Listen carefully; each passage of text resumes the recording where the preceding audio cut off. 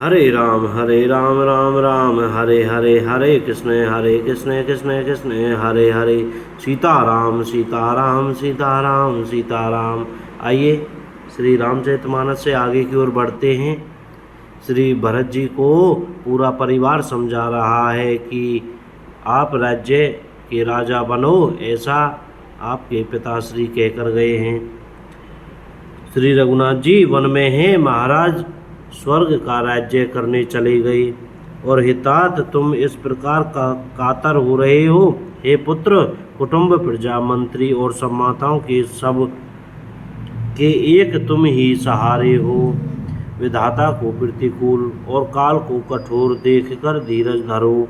माता तुम्हारी बलिहारी जाती है, गुरु की आज्ञा को सिर चढ़ाकर उसी के अनुसार कार्य करो और प्रजा का पालन कर कुटुंबियों का दुख हरो। भरत जी ने गुरु के वचनों और मंत्रियों के अभिनंदन अनुमोदन को सुना, जो उनके हृदय के लिए मानो चंदन के समान शीतल थे। फिर उन्होंने शील स्नेह और सरलता के रस में सनी हुई माता कौशल्या की कोमल वाणी सुनी। सरलता के रस में सनी हुई माता की वाणी सुनकर भरत जी व्याकुल हो गए। उनके नेत्र कमल जल आंसू बहाकर हृदय के विरह रूपी नवीन अंकुर को सींचने लगे। नेत्रों के आंसुओं ने उनके वियोग दुख को बहुत ही बढ़ाकर उन्हें अत्यंत व्याकुल कर दिया। उनकी वह दशा देखकर उस समय सबको अपने शरीर की सुध भूल गई। तुलसीदास जी कहते हैं, स्वाभाविक प्रेम की सीमा श्री भरत जी को सब लोग आदर पूर्वक सराहना करने लगे। धर्म की धुरी को धारण करने वाले भरत जी धीरज धरकर कमल के समान हाथों को जोड़कर वचनों को मानो अमृत में डुबोकर सबको उचित उत्तर देने लगे। गुरुजी ने मुझे सुंदर उपदेश दिया, फिर प्रजा मंत्री आदि सभी को यही सम्मत है।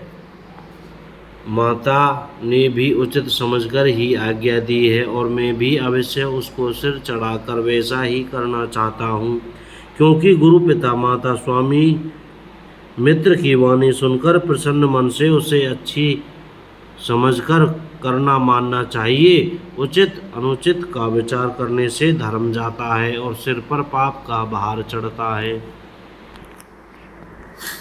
आप जो मुझे वही सरल शिक्षा दे रहे हैं जिसके आचरण करने में मेरा भला हो। यद्यपि मैं इस बात को भली भांति समझता हूँ, तथापि मेरे हृदय को संतोष नहीं होता।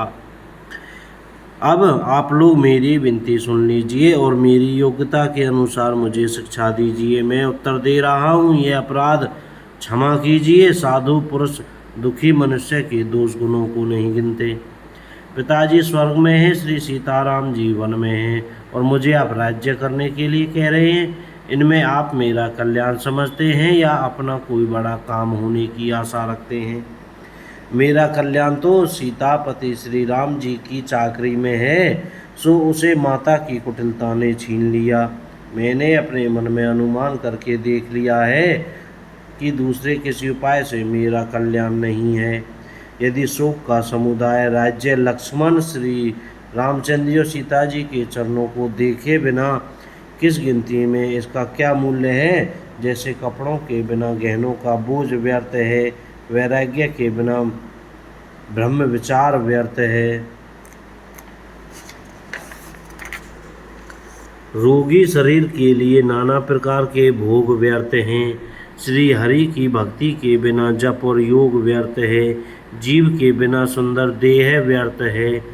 वैसे ही श्री रघुनाथ जी के बिना मेरा सब कुछ व्यर्थ ही है। मुझे आज्ञा दीजिए, मैं श्री राम जी के पास जाऊं। एक ही आंख निश्चय पूर्वक मेरा हित इसी में है और मुझे राजा बनाकर आप अपना भला चाहते हैं। यह भी आप स्नेह की जड़ता मोह के वश होकर ही कह रहे हैं। कैकेयी के पुत्र कुटिल बुद्धि राम विमुख और निर्लज मुझसे अधम के राज्य से आप मोह के वश होकर ही सुख चाहते हैं। मैं सत्य कहता हूँ, आप सब सुनकर विश्वास करें। धर्मशील को ही राजा होना चाहिए। आप मुझे हट करके ज्यों ही राज्य देंगे त्यों ही पृथ्वी पाताल में धंस जाएगी। मेरे समान पापों का घर कौन होगा? जिसके कारण सीता जी और श्री राम जी का वनवास हुआ। राजा ने श्री राम जी को वन दिया, उनके बिछड़ते ही स्वयं स्वर्ग को गमन किया, और मैं दुष्ट जो सारे अनर्थों का कारण हूँ, हो सवास में बैठा सब बातें सुन रहा हूँ। श्री रघुनाथ जी से रहित घर को देखकर और जगत का उपहास सहकर भी ये प्राण बने हुए हैं। इसका यही कारण है कि ये प्राण श्री राम रूपी पवित्र विषय रस में आसक्त नहीं है। ये लालची भूमि और भोगों के ही भूखे हैं। मैं अपने हृदय की कठोरता कहाँ तक कहूँ, जिसने वज्र का भी तिरस्कार करके बड़ाई पाई है। कारण से कार्य कठिन होता ही है, इसमें मेरा दोष नहीं। हड्डी से वज्र और पत्थर से लोहा भयानक और कठोर होता है।